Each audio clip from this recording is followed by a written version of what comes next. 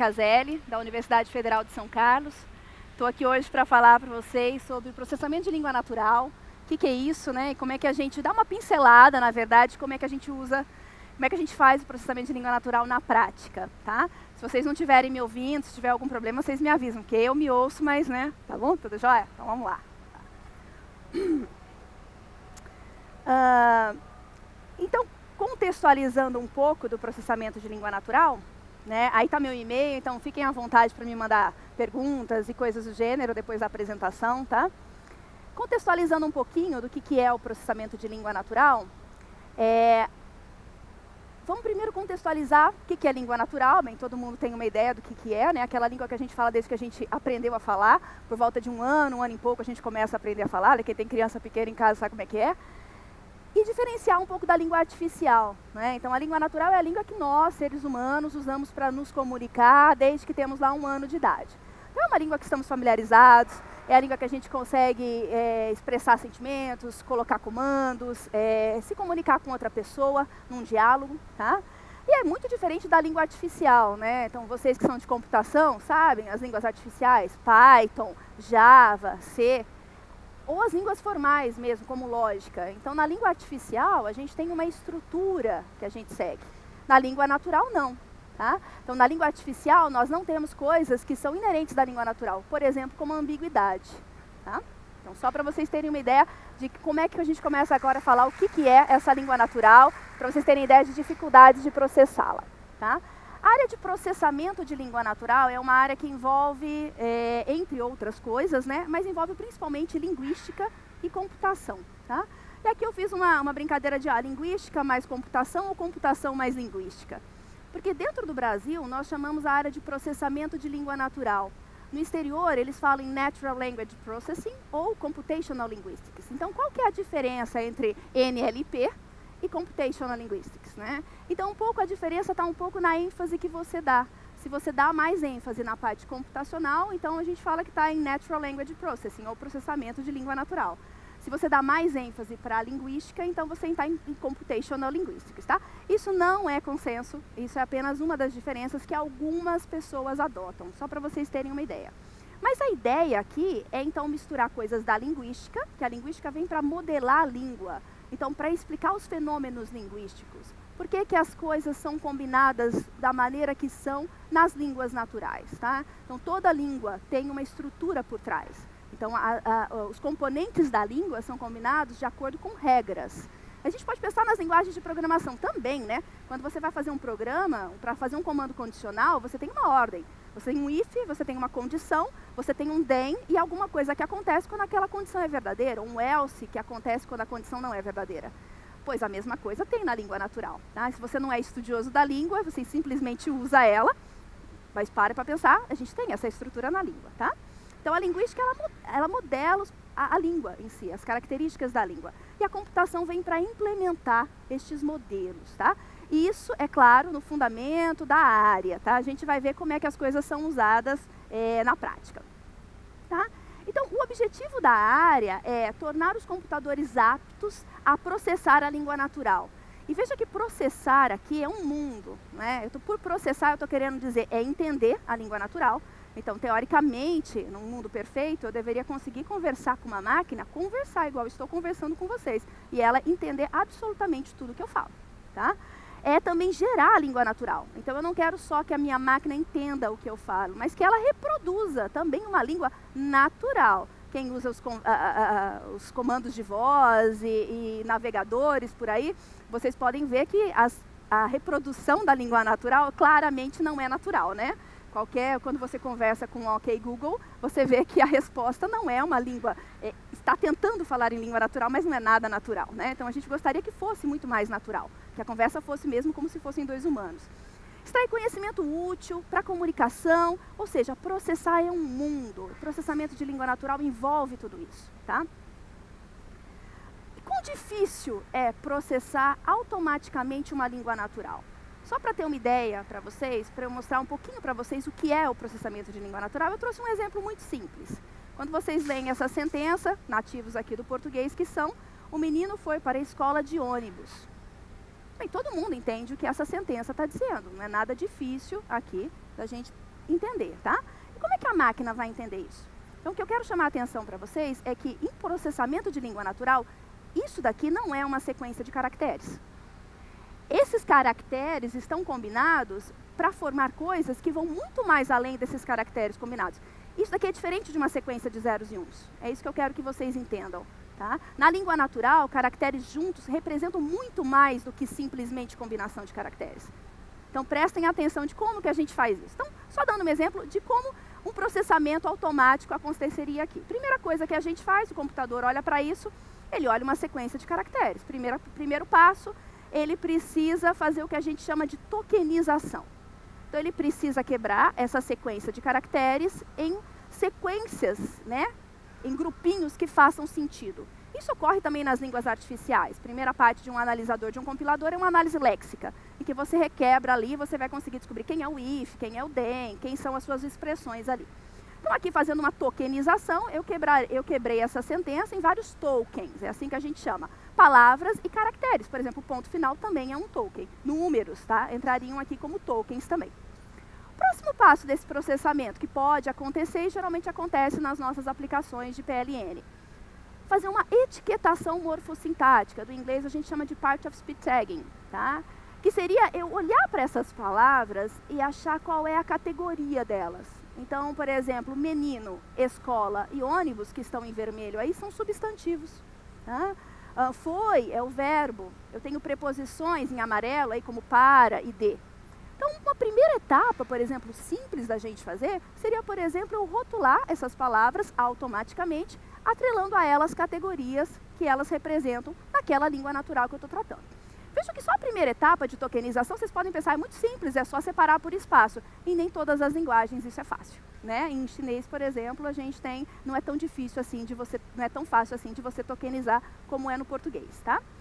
Mas a gente tem ferramentas que fazem o processamento com uma qualidade muito boa. Então, aqui é um exemplo de uma etiquetação, tá? Então, a máquina também passa por esse processo e aí ela começa a descobrir, então, por exemplo, se eu estivesse categorizando um texto, eu posso descartar o artigo ou determinante, né? Eu posso descartar as preposições, eu posso ficar só com substantivos, por exemplo, para eu categorizar o meu texto, porque é só isso que pode trazer, que provavelmente vai trazer um conhecimento relevante para mim. Preposição, artigo, são os mesmos em qualquer tipo de texto, tá? Outro processamento que a gente pode fazer é fazer uma identificação de sintagmas, que no inglês a gente chama de chunking, tá? Então eu poderia agrupar agora, por exemplo, o menino num sintagma nominal. Nominal por quê? Porque o núcleo aí é um nome, é um substantivo, tá? Além disso, eu posso agrupar isso numa estrutura hierárquica, aqui simplificando o que seria uma árvore sintática. A gente pode ter árvores sintáticas muito mais complexas do que essa. Aqui é só uma ilustração, só para vocês terem uma ideia. Mas aqui eu começo a ter uma estrutura, tá? Então, por exemplo, aqui na análise sintática, o que a gente chama em inglês de parsing, eu teria então uma árvore em que eu agrupo os meus elementos de acordo com a sua estrutura ali. Também faço isso nas linguagens artificiais. Os compiladores também fazem análise sintática, tá? Aqui a gente já tem um problema que é um problema recorrente em muitas línguas naturais. Por exemplo, por que eu atrelaria o de ônibus ao foi e não ao escola? Qual que é a diferença entre, só pensando nas categorias das palavras, da sentença, o menino foi para a escola de ônibus, da sentença, o menino foi para a escola de piano? Se você olhar só para as categorias das palavras, a estrutura é a mesma. E por que então que o de piano estaria atrelado à escola e o de ônibus está atrelado ao foi, ao verbo, tá? Então, uma das dificuldades que tem em línguas naturais, tá? E eu posso continuar nesse processamento, né? Eu posso, então, fazer uma análise semântica, um parser semântico, né? Um semantic parsing. E aí, nesse momento, eu tento atrelar a essas palavras o significado delas, tá? E daqui a pouco a gente vai falar mais sobre significado. Mas, por exemplo, menino. Quando eu falei para vocês, o menino foi para a escola de ônibus, na cabeça de vocês, vocês fizeram alguma coisa assim. Vocês sabem o que é menino, vocês sabem o que é escola e vocês sabem o que é ônibus. Na verdade, se vocês olharem para o contexto, talvez esse ônibus virasse isso daqui, né? Porque eu sei que eu estou falando que o menino foi para a escola de ônibus. Então, o ônibus que leva para a escola é esse, não é aquele outro, um ônibus genérico. Tá? Aí a gente já começa a entrar num outro mundo. Porque isso daqui é semântica, isso daqui envolve também o seu conhecimento de mundo, e aqui a coisa começa a complicar, tá? E por isso que a gente chega neste momento, em que no fundo, quando eu falei para vocês que o menino foi para a escola de ônibus, foi essa imagem, ou algo similar, próximo a isso que vocês fizeram na cabeça de vocês. No Brasil, provavelmente uma van, né, levando a criança para a escola, que aqui a gente não tem essa tradição do ônibus, tá? Mas está vendo que aqui, o que vocês têm? Significado. E aqui das grandes tendências da área hoje é tratar isso daqui. Porque todo o processamento que a gente faz em língua natural, a gente se baseia em texto. E o texto por si só não é suficiente para a gente chegar nesse significado.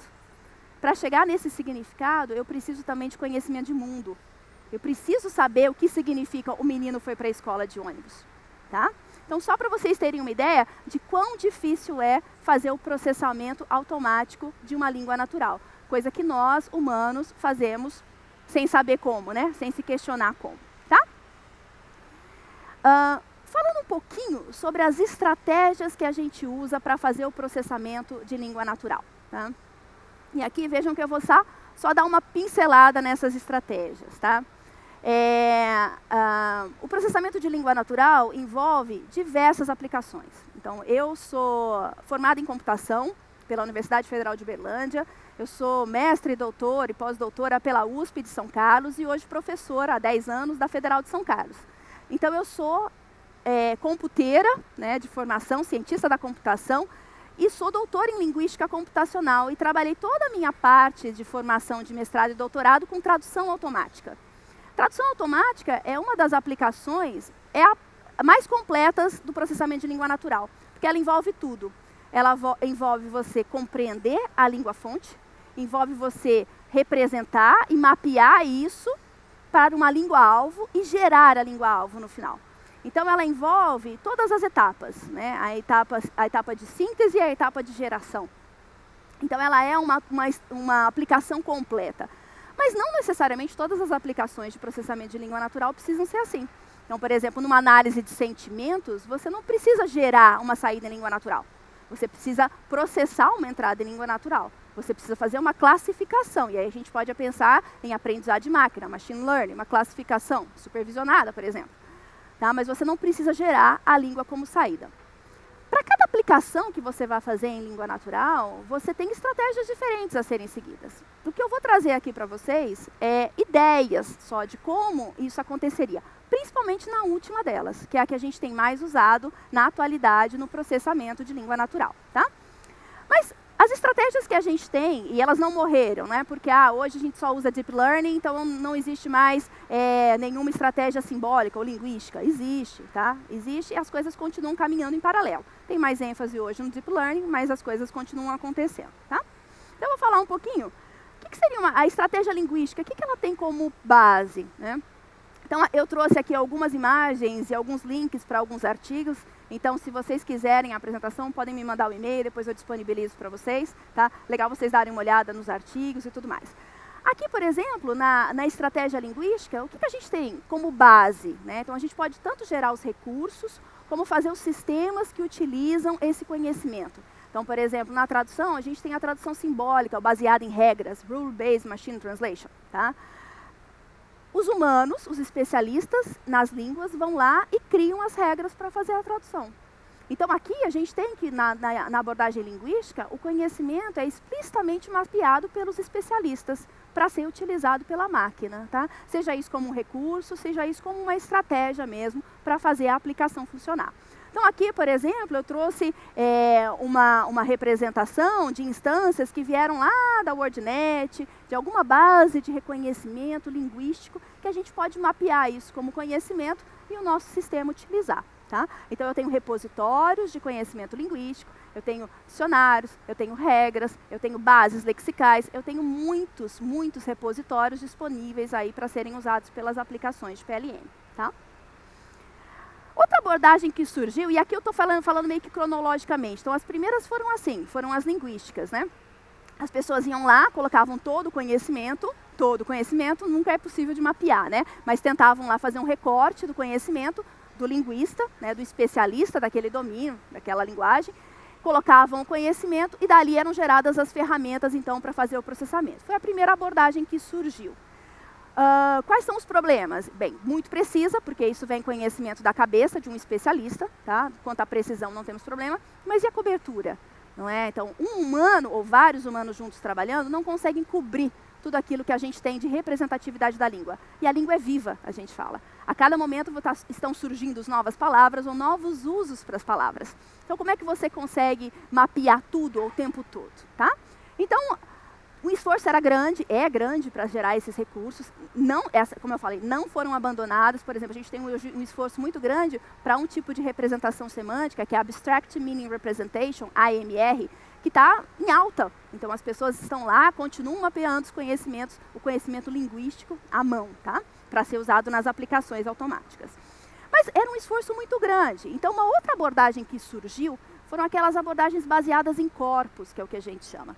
Corpus é uma coleção de textos, tá? Essa coleção pode ser em uma língua, e aí a gente fala que é um corpus monolíngue, pode ser em duas línguas, corpus multilíngue. Essas duas línguas podem ser textos que são a tradução uma do outro, né, um do outro, então a gente tem corpus paralelo. Esse corpus paralelo pode inclusive estar alinhado, que a gente encontra então quais são as sentenças de uma língua que são correspondentes às sentenças de outra língua. Tá? Então, a gente pode ter variações, corpus anotado, etiquetado com as informações que eu quero. Tá? Então, rotulação de sentimento, por exemplo, pode ir lá e ser anotado esse corpus para servir como base de aprendizado. E aí, quando surgiram as estratégias baseadas em corpus, surgiu a abordagem estatística. A estatística foi usada em peso por coisas assim, de 30 anos em várias aplicações de processamento de língua natural. Aqui eu trago um exemplo da tradução automática estatística, que foi um modelo que o Google usou até 2015, 2017, não sei exatamente quando eles substituíram para a tradução neural. Mas aqui eu tenho um exemplo de uma tradução estatística. Então, a gente teria uma sentença aí em espanhol e várias possibilidades de traduções geradas para ela, tá? Usando aí um toolkit de tradução automática estatística, que é o Moses. E essas várias possibilidades de tradução, como é que a gente determina qual dessas é a melhor aí para dar como saída para o meu sistema? Então, a tradução automática estatística, ela é modelada de a gente consegue dividi-la em duas partes. Um modelo que mede a adequação, que é o nosso modelo de tradução, e um modelo que mede a fluência, que é o nosso modelo de língua. E o modelo de língua não é usado só para tradução, não, é usado para muitas outras aplicações de PLN. Então, a gente consegue, com esses dois modelos, o modelo de tradução ele tem que ser bilíngue, e o modelo de língua é só na língua-alvo. Então, o modelo de tradução me ajuda a dizer quais são as melhores escolhas de palavras. E a ordem dessas palavras. E quando é que uma palavra some, ou quando é que uma palavra é inserida. Tá? Então, esse modelo de tradução me ajuda nisso. E já o modelo de língua, assim que eu gerei as várias possibilidades de tradução, o modelo de língua vai dar um score para mim, uma pontuação, baseado em estatística, dizendo qual deles é o mais fluente da minha língua-alvo. E é esse que eu vou dar como saída. Tá? Então, era uma abordagem que, essa abordagem dispensa o conhecimento linguístico de entrada. Para treinar um tradutor estatístico, você só precisa de um corpus paralelo, uma coleção de textos em português e as traduções para o inglês, e todo o seu sistema faz o trabalho para você. Ele gera, então, no final, saídas de tradução. Qual que é um dos problemas que a gente tinha? E ainda tem, né? Mas é que a tradução estatística agora já não é o estado da arte, mas qual era um dos problemas que a gente tinha? A tradução estatística, a gente fala que ela é baseada em phrases. E phrases aqui não é phrase no sentido da tradução normal, na área, no inglês, que seria um sintagma. O phrase é simplesmente uma sequência de palavras. Então, pode ser uma palavra, duas palavras e uma vírgula. Isso forma uma phrase, tá? Na tradução estatística é uma phrase. E aí ele quebra as phrases para fazer a tradução. Então, onde ele quebra a phrase, ele perde completamente a concordância. Então, fica aquela coisa bonita assim, tipo, os meninos foi para a escola. Porque os meninos é uma phrase e foi para a escola é outra phrase. E ele não consegue fazer essa comunicação entre elas. Tá? Então, era um problema que a gente tinha na tradução automática estatística. Outra área que ganhou muita força, né, ou nós de PLN começamos a usar muitas coisas de aprendizado de máquina. Quando nós temos corpus, o que é o corpus para a gente? É um conjunto de dados, é um conjunto de treinamento. Tá? É que nós de PLN temos esse trabalho de, se for interessante, fazer esse processamento da língua, antes de colocar isso como feature para um aprendizado de máquina. Tá? Então, falando do aprendizado de máquina tradicional, que agora está sendo chamado de shallow, né, por causa do que a gente tem o deep learning agora, né? Então, o aprendizado de máquina tradicional, prefiro chamar de tradicional do que de superficial, tá? Mas, por exemplo, num processo de aprendizado supervisionado, em que a gente faz uma classificação, o que eu tenho? Eu tenho dados rotulados de entrada, pensando em análise de sentimentos. Então, eu teria um conjunto de sentenças em português, e a elas eu atrelei uma classe, se o sentimento é positivo, negativo ou neutro, tá? Ou outras classes de sentimentos mais refinadas que vocês queiram. Esses dados rotulados de entrada, eles são fornecidos por um algoritmo de aprendizado de máquina, e aqui nós temos um mundo, né? Quem trabalha com machine learning sabe, posso brincar aqui com vários algoritmos, cada um tem características, mais uma predisposição para ter melhor desempenho em determinadas aplicações, tá? Mas eu treino esse meu algoritmo de aprendizado de máquina a partir do meu corpus de treinamento, e aí eu gero um modelo. Aí, a partir de uma nova sentença, esse modelo treinado consegue predizer qual é a classe de sentimento, por exemplo, atribuída, né? Então, eu teria isso. Eu tenho vários dados de entradas, rotulados com sentimentos, e o meu algoritmo de aprendizado de máquina consegue ir lá, então, para mim, e dizer qual que é o sentimento que está sendo expresso naquela sentença em língua natural, tá? A área de análise de sentimentos ganhou bastante ênfase nos últimos tempos. Hoje ela está sendo trabalhada em relação a aspectos, né? Então não adianta só você saber o sentimento daquela sentença. Por exemplo, na parte do e-commerce, por exemplo, você vê vários comentários dos clientes para comentar sobre o produto, mas eles dizem assim, nossa, adorei o produto, a entrega foi super rápida. Ele não está falando do produto, ele não está falando da qualidade do produto, ele está falando da entrega. Então, o aspecto sendo avaliado aí é a entrega. Então, isso precisa ser levado em consideração. Ou, às vezes, ele fala assim, olha,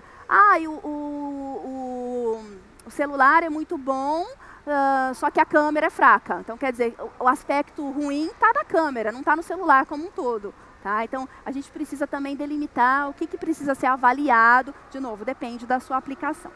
Então, o aprendizado de máquina tradicional continua sendo aplicado na prática.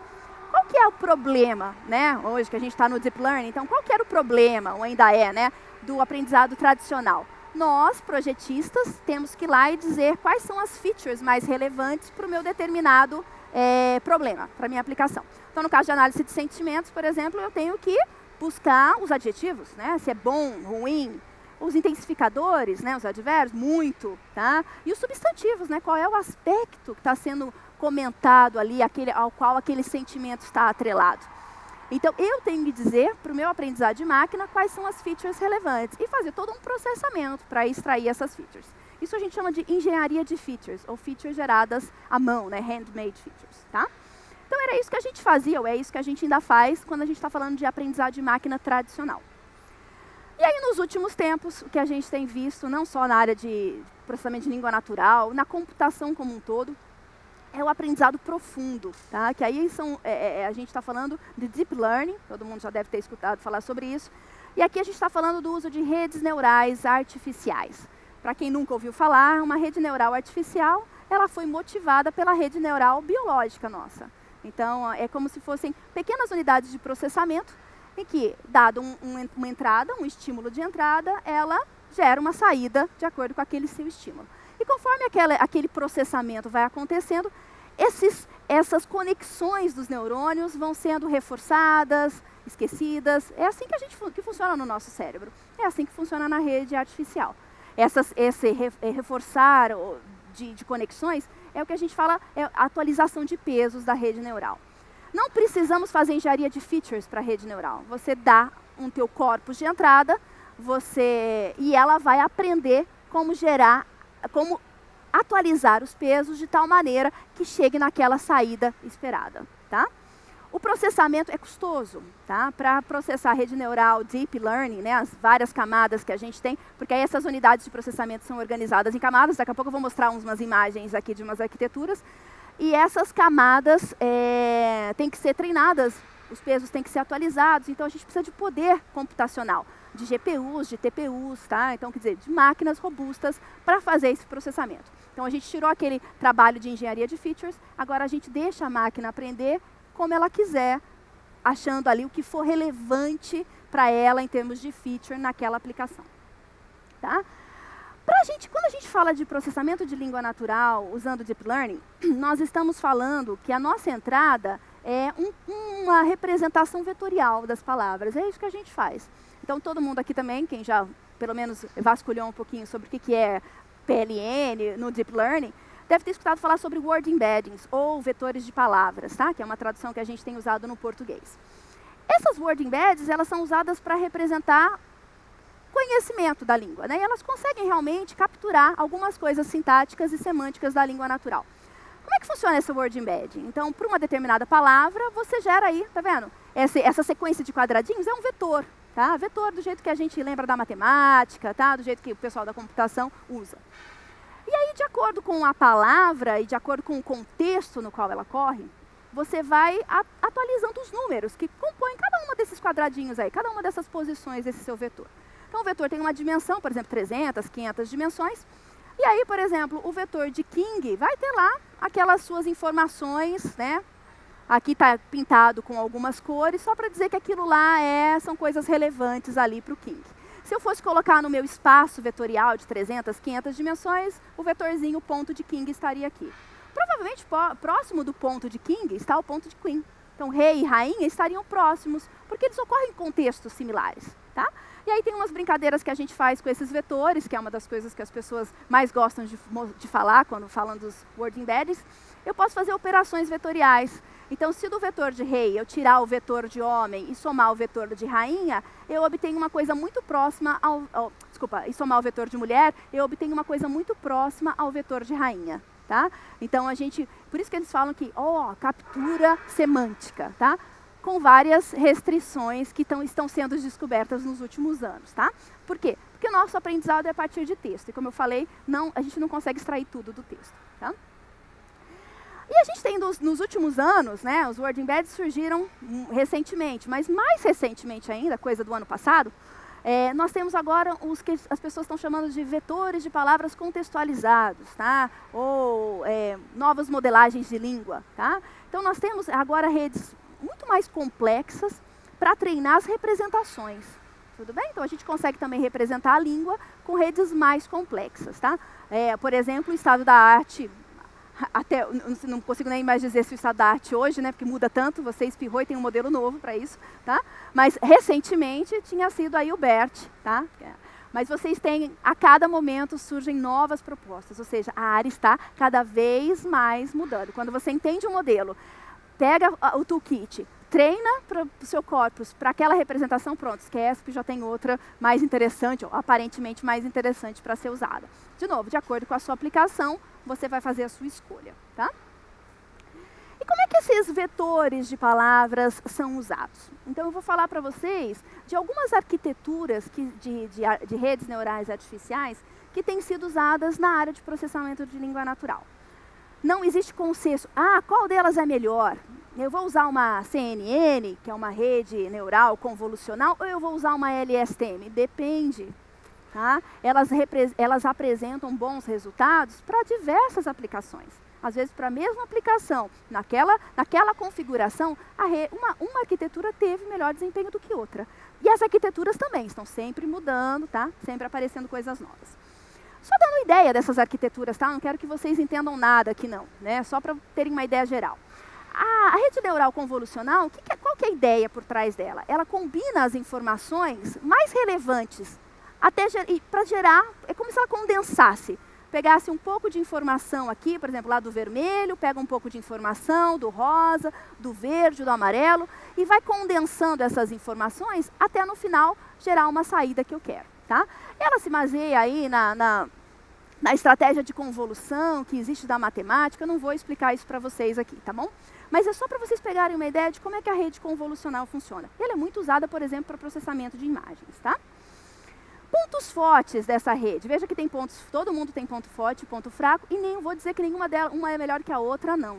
Tá? Então, para você, se você decidir usar uma delas, usa várias. A gente tem toolkits hoje em dia que permite você explorar, tá? Se você tiver uma máquina boa, você pode fazer experimentos aí com várias configurações. Mas pontos fortes, ela é muito boa para encontrar pistas semânticas, no caso estou falando aqui do PLN mesmo, né? Alguns pontos fracos, né, que fez com que essa rede fosse um pouco abandonada, não totalmente, mas um pouco abandonada em determinadas aplicações de PLN. Por exemplo, ela não consegue pegar, modelar dependências de longa distância, igual acontece na tradução automática, por exemplo, tá? Então, às vezes, o que me diz qual é o tempo verbal, sei lá, que eu vou usar nesse verbo, ela está lá no final da minha sentença na língua fonte. Então, eu precisava ter essa dependência considerada para eu poder descobrir qual é o verbo, o tempo verbal que eu vou atribuir ao meu verbo na hora que eu for traduzir, tá? E ela também não preserva a ordem sequencial, que determinadas aplicações de PLN é essencial, tá certo?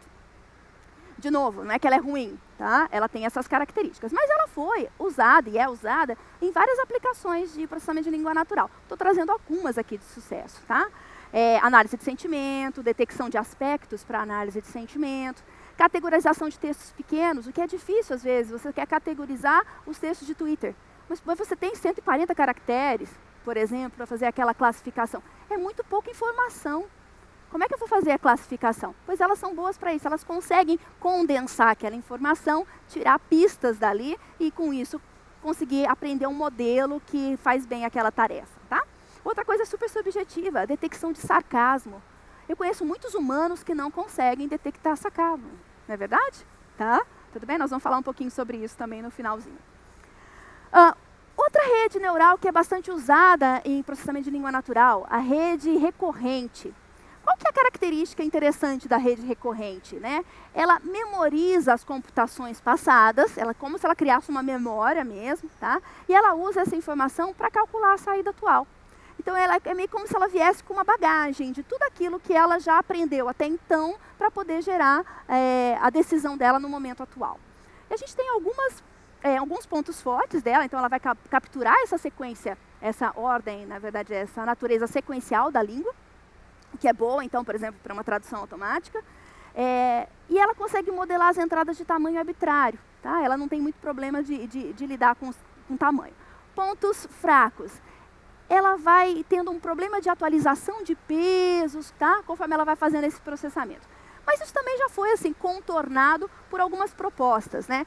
Então, dentro das redes recorrentes, a gente tem duas arquiteturas que são bastante utilizadas. LSTM, tá? E GRU. Então, tem aí um exemplinho delas. Mas o que elas fazem aqui de diferente? Elas tentam lidar com aquele problema de atualização de peso, elas esquecem algumas informações, já que o problema era, sei lá, eu ter que lembrar tudo até então eu vou esquecer algumas coisas para ver se daqui para frente eu continuo o meu caminhar. Faz sentido isso, né? Nós também vivemos liberando buffer para aprender coisas novas, não é? Tá? Algumas aplicações de sucesso que as redes recorrentes foram usadas, né? Por exemplo, aplicações que até tem uma história um pouco da ordem sequencial, né? Reconhecimento de entidades nomeadas, modelagem de língua, né? Quando eu gero uma modelagem da língua, que nem eu falei, a língua tem uma ordem para as coisas serem geradas. Ninguém aqui fala como Yoda, né? Todo mundo aqui vai falar como sujeito, verbo e objeto, né? Ninguém vai ficar invertendo muito a ordem das coisas. Por quê? Porque é assim que é a regra da linguagem. Então, que ótimo que tem um padrão. Quanto mais padronizado, maior a chance do seu algoritmo de aprendizado de máquina, seja shallow ou deep, aprender aquela informação, tá? E ela é também com bastante sucesso usada aí para tradução automática, para geração de legendas de imagem. A gente não tem uma tradução legal no português, né? Image captioning, a gente fala mesmo, tá? Ainda não tem nenhum termo aí interessante. Mas a gente tem, então, e a image captioning é uma das áreas em que a gente está misturando língua e imagem. Então, é uma coisa multimodal. Vou falar disso mais para frente também. Tá? E, além disso, com tudo isso, né, junto com essas arquiteturas, não está mudando. Alguma ajuda técnica? Mudou. Junto com essas arquiteturas, outra coisa que surgiu recentemente, que para mim é outra coisa que faz super sentido, é uma coisa que eles chamam de mecanismo de atenção. Então, quando vocês olharem para uma arquitetura e vocês verem lá em cima um attention, em algum momento um attention, o que significa isso? Isso daqui significa que opa, para o que você está fazendo e vamos prestar atenção numa coisa específica. Então, para a hora que a gente está fazendo uma tradução, quando você está fazendo uma tradução e você quer descobrir qual é o tempo verbal, sei lá, que você vai atribuir naquele verbo da língua-alvo, você olha para o seu contexto e você vê se a pessoa está dizendo de ontem ou está falando sobre ontem ou amanhã, não é? A minha filha costuma dizer assim, amanhã foi legal, né, mamãe? É porque ela não sabe usar o ontem, né? Ela não sabe exatamente usar a palavra. Então, ela precisa olhar para o contexto para poder fazer a tradução correta. Então, o mecanismo de atenção veio para isso. Ele surgiu como uma proposta lá na tradução automática, mas está sendo usada para outras coisas. Aqui, por exemplo, é um exemplo de detecção de aspectos. Então, por exemplo, aqui o mecanismo de atenção, está meio ruim para vocês verem, né? Aqui, ó, ele está deixando em cor mais forte o que ele está chamando a atenção. Por exemplo, o aspecto aqui é sobre a entrega. Tá? Enquanto o aspecto aqui, ó, é sobre a comida. Está falando que ela é saborosa. Então, o seu mecanismo de atenção consegue, no seu treinamento, dizer, modelo, neste momento você olha para essa área, você não olha para essa. Então, o mecanismo de atenção é como uma coisa, um novo módulo acoplado na sua rede neural, que te fala para onde você tem que olhar. Tá? Então, por exemplo, hoje o estado da arte na tradução automática é uma rede neural com mecanismo de atenção. Tá? Porque te diz em que momento da rede neural, em que momento da tradução, para onde você tem que olhar. Tá? A gente também tem outro tipo de rede neural que foi proposta, né, que foi proposta tendo como base uma outra característica da língua. Né? A gente também na língua tem uma característica recursiva, uma característica hierárquica, não é verdade? As palavras são feitas de caracteres, as sentenças são feitas de palavras, não é verdade? Você tem uma hierarquia de coisas que você consegue combinar. E essa proposta, que é um artigo de 2013 do Soccer, né, que usou a rede recursiva, ele usou, por exemplo, para fazer análise de sentimentos. Mas ele também usou baseado em imagem. Porque se você for pensar na classificação de imagem, aquela área da imagem que forma a mão, ela é formada por pixels, que combinados dão aquela mão. Tá? Então a gente também pode pensar que isso também acontece na língua. Tá?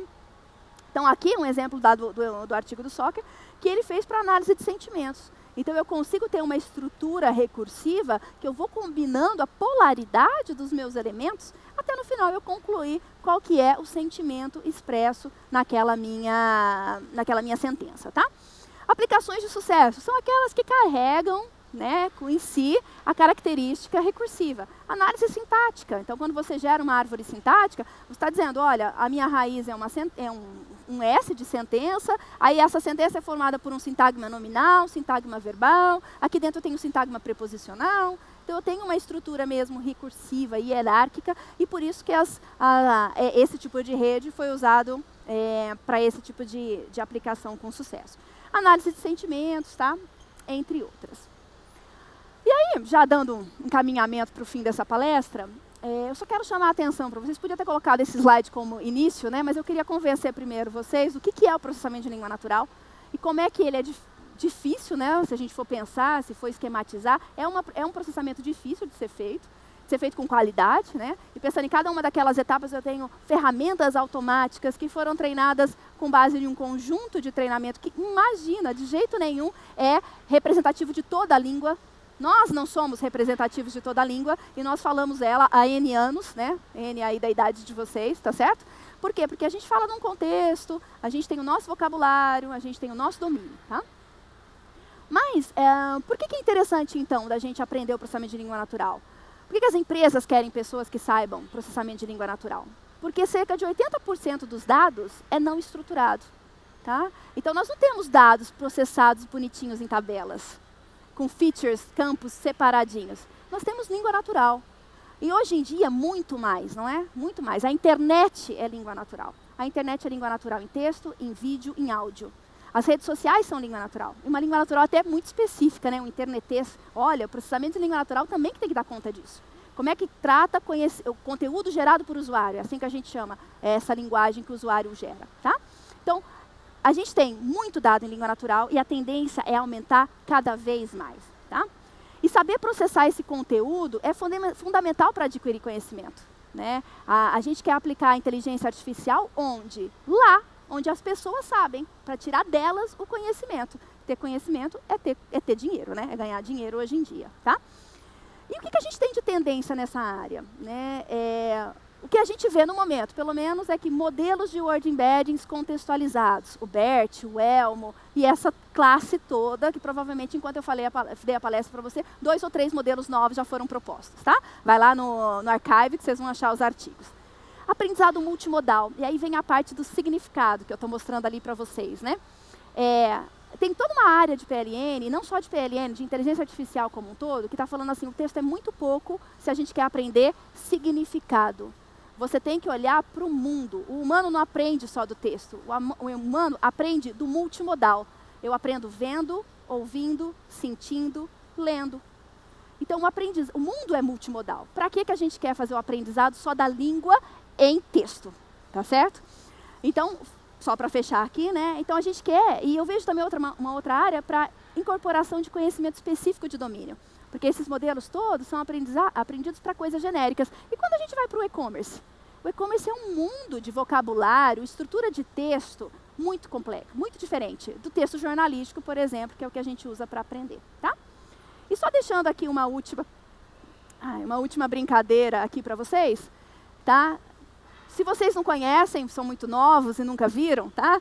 Esse é um filme muito legal, 2001, Odisseia do Espaço, e tem uma série, que tem um link aqui do YouTube, que pega bem a série, uma cena, na verdade, acho que é a cena final do filme, em que o personagem conversa com o robô, e olhem aquele tipo de conversa, né? É bom ver na verdade, todo o filme para ver o que é aquele robô.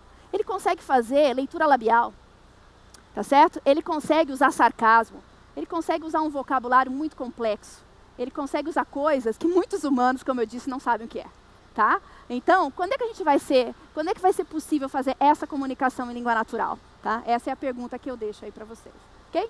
Obrigada, pessoal.